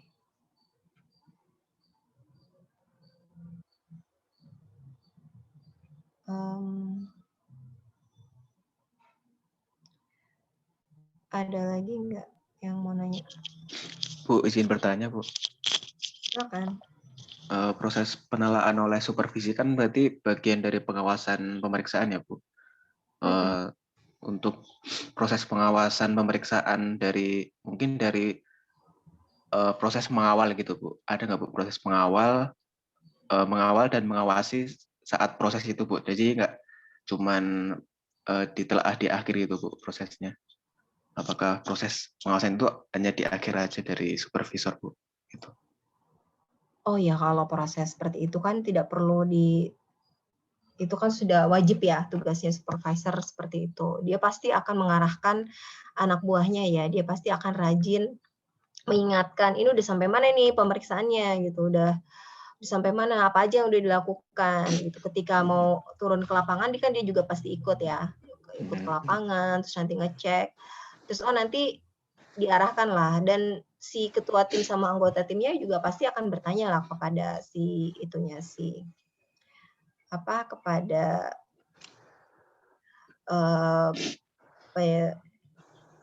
kepada si ininya supervisornya gitu. Ini dilakukan apa aja. Nah, itu sih udah pasti dilakukan ya. Nah, untuk benar-benar memastikan hal itu, makanya perlu diformalkan dalam bentuk tadi review sheet gitu. Siapa tahu ada supervisor yang error gitu, dia tidak melakukan hal itu, tapi dengan diformalkan itu, dia kan mau nggak mau ya, karena kan harus situ ditulis gitu, melakukan apa aja, mereviewnya seperti apa. Dan reviewnya memang berjenjang ya, jadi nggak cuman hanya review dari supervisor. Jadi supervisor kan review pertama ya. Review berikutnya apa? Jadi ketika kalian nanti memeriksa pemeriksaan khusus ya, apalagi pemeriksaan khusus yang instruksi dari dirjen atau instruksi dari kanwil. Nah, itu kan nanti akan biasa ada namanya proses review. Proses review itu adalah penelahan, jadi dari kanwil ataupun kantor pusat nih akan ke KPP nih nanya, mana konsep LHP-nya. Konsep LHP akan diminta nih sebelum jadi SPHP ya. Jadi sebelum SPHP disampaikan ke WP, itu nanti konsep LHP-nya akan diminta. Ya, akan diminta oleh konsep SPHP-nya akan diminta oleh kanwil ataupun kantor pusat untuk ditelaah apakah semua pos-pos itu sudah dilakukan, kemudian koreksinya seperti apa, apakah sudah dilakukan sesuai dengan aturan. Nah, itu di situ direview. Dan kalau misalnya nanti udah nih pembahasan akhir, hasilnya apa, nah nanti ketika mau bikin LHP, konsep LHP juga harus dikirimkan dan note hit-nya untuk disetujui oleh kanwil dan kantor pusat. Kalau udah oke, baru bisa keluar tuh LHP, note hit, dan SKP-nya baru bisa setelah dapat sign dari kantor pusat ataupun kanwil ya, tergantung dia instruksi dari mana. Nah, proses review yang ketiga nih ya, kalau sudah selesai pemeriksaan itu ada peer review tadi ya, peer review. Peer review itu adalah tadi untuk pengendalian mutu pemeriksaan. Jadi pengecek, random check lah ya, misalnya random check. Oh, kita harus memastikan dong pemeriksaan yang dilakukan di Aceh sama pemeriksaan yang dilakukan di Papua itu standarnya sama ya. Pakai apa? Ya, kita harus ada random check gitu dari kantor pusat ya biasanya. Dia ngecek peer review ataupun juga dari kanwilnya nih. Kanwil harus memastikan nih KPP misalnya di Kanwil Jakarta Timur, KPP Matraman sama KPP Cakung ya harus sama standar pemeriksaannya. Makanya dia harus bisa ngecek nih.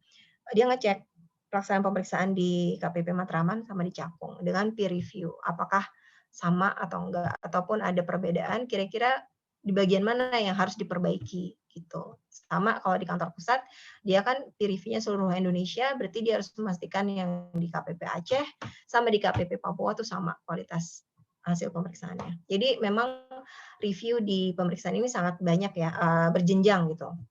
Jadi untuk benar-benar memastikan pemeriksaan itu dilakukan secara aturan dan juga berkualitas. Karena memang pemeriksaan ini kan hasil produk akhirnya adalah SKP ya. SKP ini akan jadi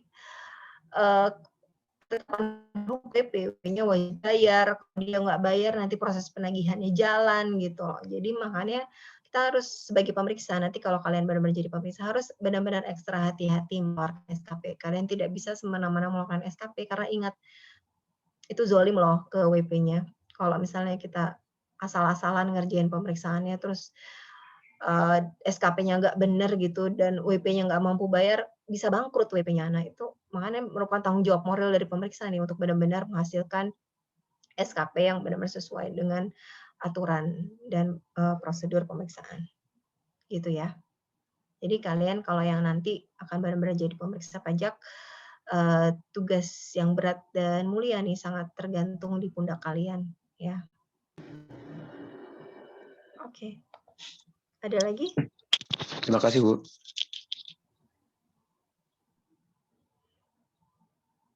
Ada lagi yang mau bertanya?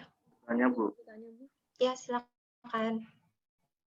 Roy Nomor absen 29 ya. Mau tanya, Bu, kalau pada saat penyusunan KKP itu misal KKP-nya tiba-tiba hilang atau mungkin karena bencana alam atau sebagainya, terus KKP-nya rusak atau tidak ditemukan gitu, Bu. Nah itu apa yang harus dilakukan oleh pemeriksa? Apakah harus menghitung ulang dari awal lalu meminjam dokumen dari WP atau gimana? KKP kan ada LHP, ada SKP-nya ya. Ya pertama mungkin dia harus bikin kayak berita acara ya, KKP-nya tuh hilang atau musnah lah ya. Nah berita acara. Nah kemudian bagaimana nih kalau misalnya ditanya detailnya? Ya kan sudah ada SKP, sudah ada LHP. Nah itu dasarnya kan dari situ ya. Sebenarnya di SKP sama LHP itu kan sudah ada detail ininya ya, hitung-hitungannya. Tapi memang jadi masalah ketika pengen tahu detailnya lagi, apa sih breakdown asal dari pemeriksaan itu. Ya kita nggak bisa minta data lagi ke WP, kan pemeriksaan sudah selesai nih harusnya. WP nggak bisa dimintain lagi. Mungkin kalian caranya ya mengorek-korek ingatan kalian, ngeliat-ngeliat catatan ya bilang ya, kalian copy just in case ya. Kita kan amit-amit ya itu tadi ada yang menghilangkan atau ada kebakaran atau apalah banjir jadi KKP-nya hilang. Tapi kalian masih punya nih KKP soft copy yang ada di entah kalian simpan di cloud atau di mana lah, pokoknya tempat aman lah ya, yang kalian tahu passwordnya, cuman kalian yang tahu gitu ya. Jadi memang harus ada backup-nya KKP ini, KKP soft copy-nya lah yang kalian simpan. Kalau sewaktu-waktu nanti KKP hard copy-nya ada hilang atau terbakar gitu, kalian tetap simpan nih, gitu ya, sampai masa daluarsa si SKP-nya berakhir gitu. Itu aja sih kalau saran dari saya. Biasanya juga pemeriksa menyimpan sih biasanya. Ada KKP soft copy yang dia simpan gitu di tempat yang aman. Jadi kalau sewaktu-waktu dia pindah pun mutasi ya kemana gitu, kan dia nggak susah juga dong. Misalnya dia mutasi terus mau minta KKP-nya ke kantor yang lama kan rada ribet ya. Tapi kalau dia punya KKP soft copy-nya, nah dia bisa menerangkan dari KKP itu. Gitu. Dan kalau misalnya terjadi kebakaran itu dia tinggal print ulang aja kan dari hasil dari soft copy-nya itu. Gitu. Ya. Baik, terima kasih Bu. Oke. Ada lagi? Izin bertanya, Bu. Iya, silakan. Nomor absen? Kartika nomor absen 20. Yang terkait suaranya kecil banget ya. Sekarang sudah dengar belum? Iya. Nomor absen 20 ya, silakan Kartika. Jadi yang KKP pendukung tadi itu setiap item yang kita uji itu harus dibikin KKP pendukungnya atau cukup item itu aja, kayak misal biaya gaji ya Bu. Biaya gaji kan biasanya ada KKP pendukungnya. Tapi kalau biaya-biaya yang selain biaya gaji seperti biaya royalti atau biaya piutang tak tertagih atau biaya yang lain-lainnya, itu juga harus dibikin bukti pendukung juga atau tidak, Bu? Enggak, itu benar-benar sangat fleksibel ya KKP-nya. Berdasarkan data aja, jadi nggak mesti dipaksain ada KKP pendukung ya. Kalau misalnya cuman kayak misalnya penghitungan koreksi fiskal itu kan cuman gitu doang ya, berdasarkan undang-undang gitu koreksinya, nggak perlu misalnya invoice atau apa gitu kan, enggak ya. Nah, kalau misalnya diperlukan KKP pendukung boleh ada, tapi kalau nggak ada ya tidak usah dipaksakan gitu. Ya udah kalau misalnya sudah berdasarkan hitungan itu sudah cukup jelas, nggak perlu lagi dokumen KKP pendukung, ya nggak perlu dipaksakan juga. Tapi kalau misalnya kita lihat, oh kalau kita baca KKP-nya itu kurang jelas dan perlu pendukung lagi, nah itu makanya perlu adanya KKP pendukung gitu. Jadi sangat disesuaikan dengan kondisi di lapangannya, gitu ya. Baik Bu, terima kasih Bu. Oke. Tadi Robert, udah kan tadi supervisor ya? Di chat nih? Iya Bu, sudah Bu. Oke. Ya. Alright, ada lagi yang mau nanya? Gak apa-apa, kita diskusi aja ya, kan kalian pasti pengen tahu tentang pemeriksaan. Ada lagi yang terkait KKP? Ya memang KKP ini agak ya memang kerjaannya harus begitu ya. Kalian ingat loh, kalian sebagai pemeriksa dibayar lebih mahal loh. Lebih tinggi dibanding teman-teman kalian. Coba kalian kalau misalnya sesama baru lulus misalnya sesama 3A gitu ya. Satunya 3A jadi AR sama satunya lagi 3A jadi pemeriksa, pasti take home pay-nya lebih gede pemeriksa. Kenapa? Memang tanggung jawabnya lebih besar karena dia kan menghasilkan SKP, kemudian juga yaitu makanya prosedur pemeriksaannya sangat rigid, diatur banget sampai KKP-nya pun diatur secara detail ya. Karena memang untuk menjaga kualitas pemeriksaan yang menghasilkan produk hukum ya, supaya produk hukumnya ini benar-benar produk hukum yang tidak asal dan tidak cacat hukum gitu. Jangan sampai nanti kalian asal nerbitin SKP, SKP-nya WP-nya nggak setuju, cuman nambah-nambahin penagihan aja gitu kan. Nah, penagihannya tambah bengkak. Sementara si WP-nya nggak mau bayar karena memang dilakukan secara tidak ini ya, tidak ada dasar hukumnya misalnya jadi WP-nya nggak mau bayar. Seperti itu ya. Oke, ada lagi yang mau ditanyakan? Atau didiskusikan? Bertanya, Bu. Ya, silakan Amirah. Itu tadi terkait dengan pernyataannya Kartika, Ibu katakan bahwa itu sebenarnya fleksibel, tapi apakah ada ketentuan-ketentuan tertentu di mana kita itu harus bikin KKP pendukung, apa itu harus sampai, tadi ada yang sampai 4 digit ya Bu ya, B1111 itu, atau itu tergantung Bu? Apa ada syarat-syarat tertentu? Terima kasih. Iya, oke Amirah. Kalau di pemeriksa ya, pemeriksa itu kan, ingat nggak kalian standar pemeriksaannya? Ada professional judgment pemeriksa, ya. Nah, di sini professional judgment pemeriksa digunakan. Kalian yang menentukan berdasarkan pengetahuan kalian, berdasarkan kompetensi kalian, berdasarkan peraturan perundang-undangan, berdasarkan bukti yang kalian temukan di lapangan, kalian yang menentukan berdasarkan professional judgment kalian. Tentu saja kalian nggak cuma sendiri ya, kalian juga bisa diskusi kan sama ketua tim, sama supervisor gitu. Ini kira-kira sampai sejauh detail mana nih KKP-nya. Oh, tentu saja semakin detail semakin bagus gitu ya. Gitu sih, professional judgment pemeriksa yang menentukan. Itu apakah harus sampai didukung sampai dokumen pendukungnya atau tidak. Gitu. Tapi ya semakin lengkap dokumen pendukung ya semakin bagus. Gitu sih prinsipnya. Izin bertanya lagi Bu. Iya. Itu saya dengar dari Kating itu kayak mereka sampai ngerjainnya tuh berlembar-lembar gitu. Ada yang sampai 40 halaman pas di UAS nanti itu. kemudian ada yang kemungkinan nggak selesai gitu. Apa ada penilaian tertentu gitu Bu untuk preferensi dari Bu Niken sendiri, misalkan Bu Niken lebih memilih KKP yang lengkap atau KKP yang jelas gitu Bu? Maksudnya buat UAS, ngerjain UAS? Iya. Nah, enggak lah, kalau ngerjain UAS itu, kalau ya seperti kalian ngerjain UTS kemarin lah, itu kalau saya benar-benar rigid, harus sesuai banget gitu, ya kalian mungkin nilainya ya nggak ada yang di atas B kali ya, mungkin loh ya.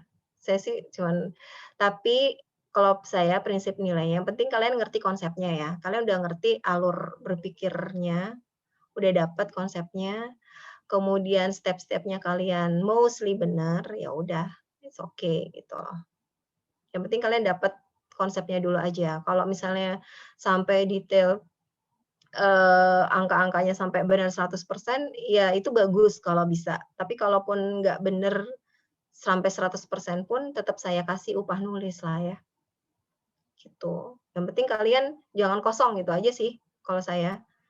Jangan benar-benar nggak ngerjain gitu ya, terus nanti saya nilai apa gitu. Kalian at least kalau ada paling nggak ada apalah ya, ada tulisan, tapi tulisannya bukan jangan Ibu maaf saya tidak bisa mengerjakan, yang nggak gitu juga. Kalau kayak gitu sih sama juga kayak kosong ya. Tapi paling nggak kalian di step-step awalnya kalian ngerti apa yang kalian harus lakukan di mengerjakan KKP-nya. Gitu sih yang penting. Step-nya ya.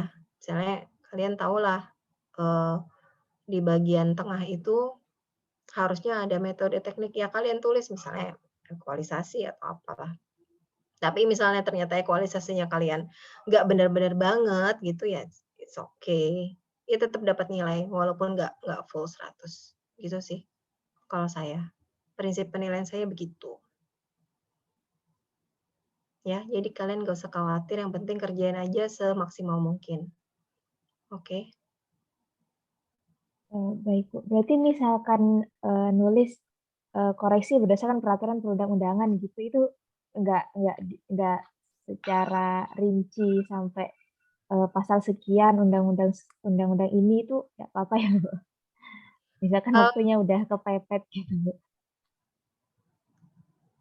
Paling enggak kalian nulisnya gini, misalnya ya, koreksi berdasarkan undang-undang tentang apa, PPh Badan, atau PPh pasal 21 atau apalah yang terkait itu. Atau misalnya yang udah pasti kan pasal 12 ayat 3 ya, pasti ya kalau koreksi. Coba ada yang punya undang-undang KUP nggak? Pasal 12 ayat 3 sebutinnya apa?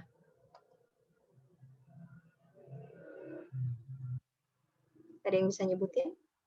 Pasal 12 ayat 3 Undang-Undang KUP?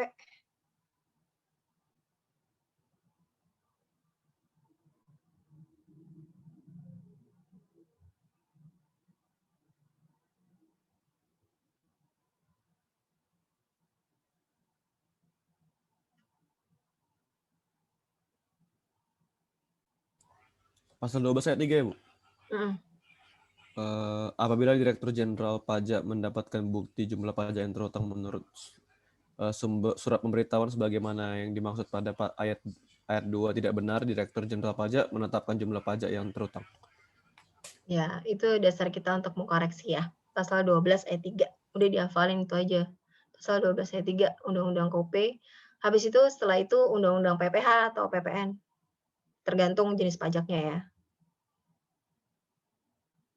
Oke, jangan cuman berdasarkan peraturan perundang-undangan juga, tapi didetailin yang pasti Undang-Undang pasal 12 ayat 3 Undang-Undang KUP itu udah pasti kalau ada koreksi yang material kalian ketemu di lapangan.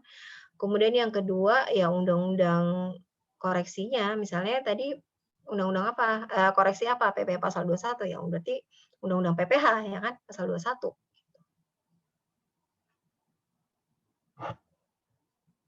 Terus tadi koreksi fiskal ya pasal berapa? 4, 6, 9.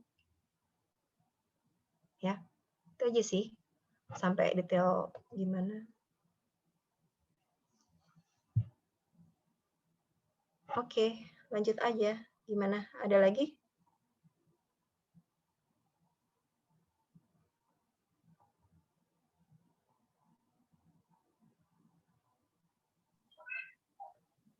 Izin bertanya, Bu.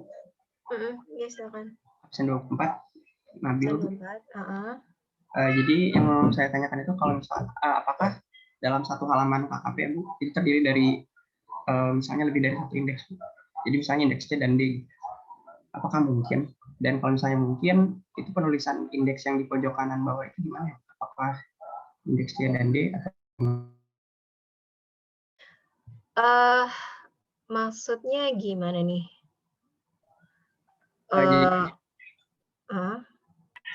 Kalau misalnya dalam satu halaman KKP, itu kan misalnya indeks C itu sedikit ya, Bu.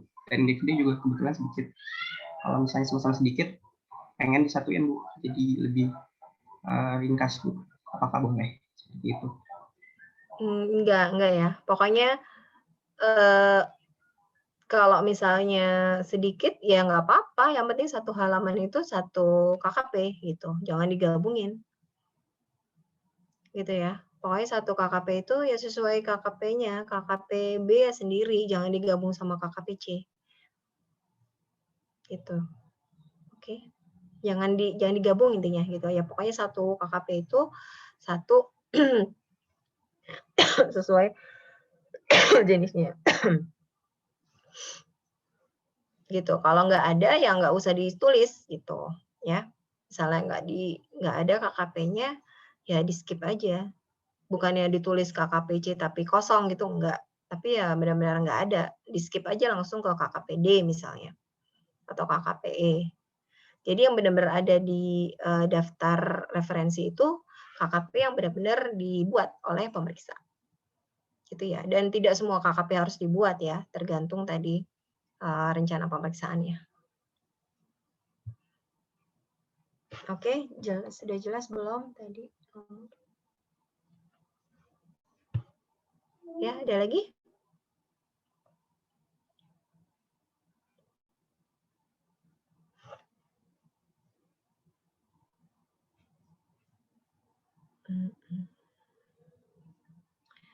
Oke. Izin bertanya, Bu. Ya. Anissa absen 6. Absen 6. Format KKP untuk pemeriksaan tujuan lain, apakah sama dengan KPP untuk pemeriksaan menuju kepastian ada KPP induknya juga? Suaranya putus-putus, bisa diulang nggak? Kecil, suaranya kecil. Halo? Apakah suara saya sudah jelas?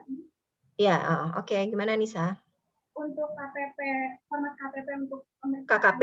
Ya, format KKP untuk pemeriksaan tujuan lain, apakah sama dengan format KKP untuk menguji kepatuhan? Ada KPP induknya juga, KPP jenis pajak, dan KPP pendukung. Oh ya, bisa.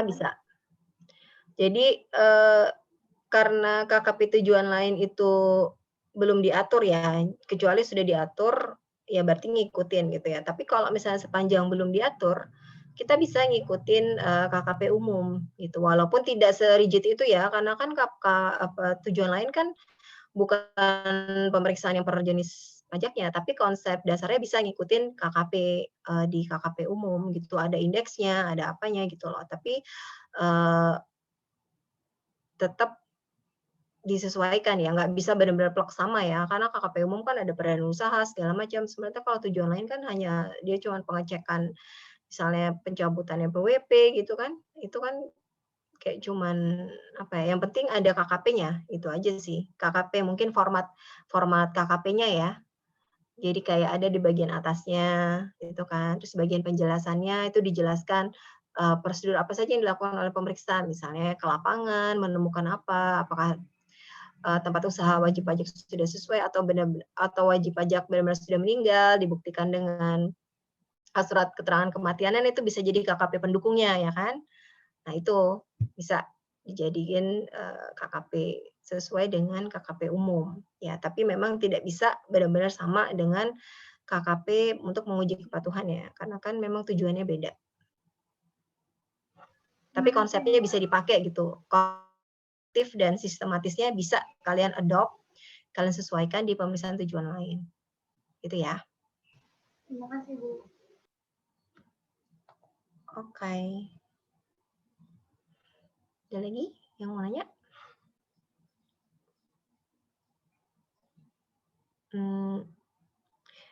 Kalau nggak ada yang mau nanya, untuk Izin tugas. bertanya, Bu. Oh ya, oke, silakan.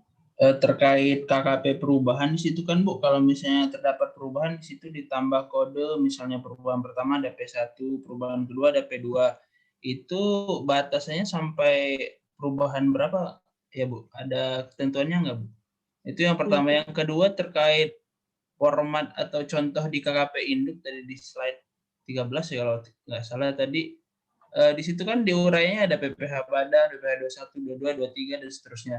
Itu misalnya kayak contoh di PPH pasal 22 tadi kosong, Bu. Itu tetap dicantumkan atau boleh nggak dicantumin, Bu? Terkait uraian yang di PPH pasal 22. Terima kasih. Iya. Oke. Ya, ya. Kalau yang pertama tadi tentang KKP perubahan sih bebas. Tadi nomor 10 ya? Bakti ya? Iya, Bu. Oke. Ya, kalau KKP perubahan sih nggak ada batasan ya. Kalian mau berubah sampai seberapa banyak, tapi iya kayaknya nggak mungkin banyak-banyak juga lah ya. Emang mau berapa kali sih kalian berubah ininya? Paling berubahnya tuh karena tadi 3 sebab tadi itu kan berubahnya karena hasil pembahasan akhir, kemudian hasil quality assurance, ataupun ada perubahan rencana pemeriksaan. Nah, itu 3 doang itu sih. Kan nggak mungkin terlalu banyak-banyak juga ya. Tapi intinya sih nggak dibatasin ya. Mau berubah berapa kali juga. Oke. Nah, yang kedua, tadi apa? Yang kedua? Terkait uraian gitu, Bu. Uraian. Iya, kalau di KKP Induk kan semuanya ya, semua PPH-nya dicantumin gitu loh. Cuma nanti memang yang ada referensinya berarti yang memang dikerjakan berdasarkan rencana pemeriksaan. Kan kalau kita meriksa kan all taxes kan? Ya nggak? All taxes berarti semua jenis pajak tuh harus disebutkan. Walaupun nanti berdasarkan rencana pemeriksaan, kita hanya fokus pada beberapa tax tadi ya, yang PP 21 misalnya sama 23, yang dua-duanya enggak misalnya karena dia tidak ada objeknya, ya nggak apa-apa dikosongin aja gitu. Tapi tetap dirinci sesuai semua jenis pajaknya. Tapi nanti yang ada referensi KKP-nya ya yang ada ini ya yang kita periksa berdasarkan rencana pemeriksaan. Gitu. Ya, terima kasih, Bu. Oke. Ada lagi kah yang mau ditanyakan?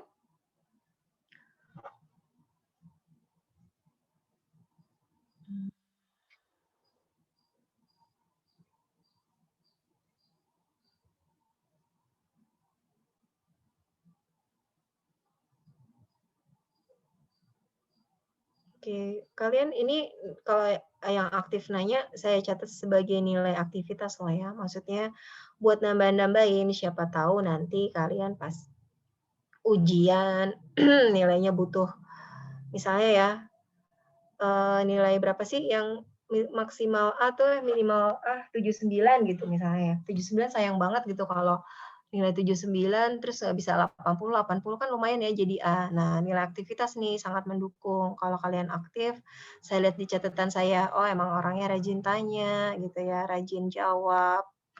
Tadi yang jawab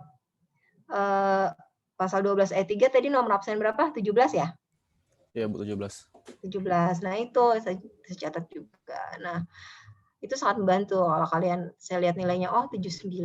Sayang banget ya satu poin lagi dapat nilai A gitu kan. Nah, ini bisa jadi penentu nih kalau kalian orang yang aktif bisa saya tambahin nih jadi 80. Tapi kalau kalian saya lihat orangnya kok nggak pernah nanya ya. Nah, itu ya udah 79 aja gitu.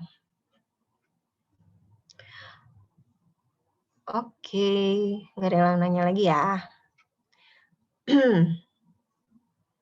Jangan takut tanya sih kalau prinsip saya ya. Kalian tidak usah sungkan untuk bertanya. Tidak ada pertanyaan yang terlalu bodoh. Kita sama-sama belajar, nggak usah. Teman-teman yang lain juga nggak ngebully kan kalau pertanyaannya agak-agak nggak usah malu gitu maksudnya untuk bertanya. Tidak ada pertanyaan yang bodoh, kita sama-sama belajar.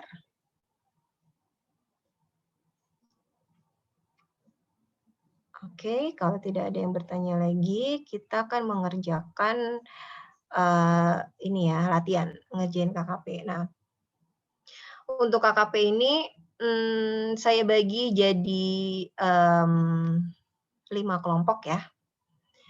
Saya bagi jadi 5 kelompok berdasarkan nomor absen aja. Nomor absen 1 sampai 6, kelompok 1, dan seterusnya lah ya, sampai 30. Jadi ada 5 kelompok. 1 kelompok 6. Bisa nomor absen aja urut. Kalian kerjakan, nanti saya kasih tugasnya ya, di LMS. Kalian lihat tugasnya di LMS dan kerjakan berdasarkan ini. Berdasarkan tugasnya nanti dikumpulkan ya. Terus nanti kita bahas juga. Kalau misalnya kalian cepat ngerjainnya, bisa kita bahas langsung. Kalau enggak, nanti kita bahas di pertemuan berikutnya. Oke. Kalau nggak ada, bisa langsung ke LMS kali ya. Nanti lihat tugasnya. Tugasnya ngerjain Excel ya. Nanti kita bahas di yang nanti sesi siang ya. Oke. Baik, kalau nggak ada pertanyaan, kita foto dulu ya sebelum kuliah berakhir.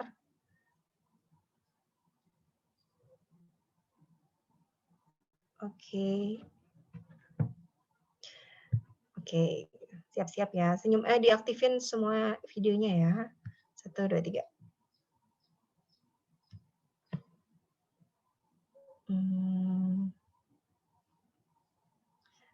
Wait.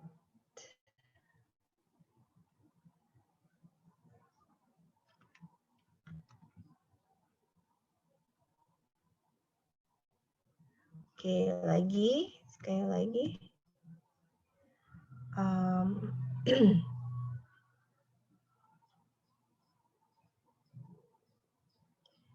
1, 2, 3. Senyum.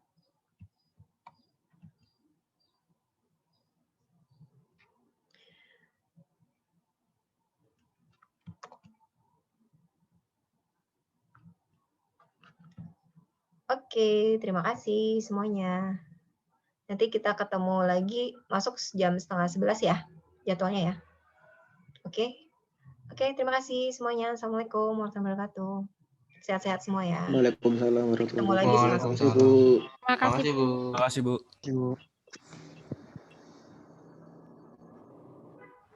Terima kasih, Bu.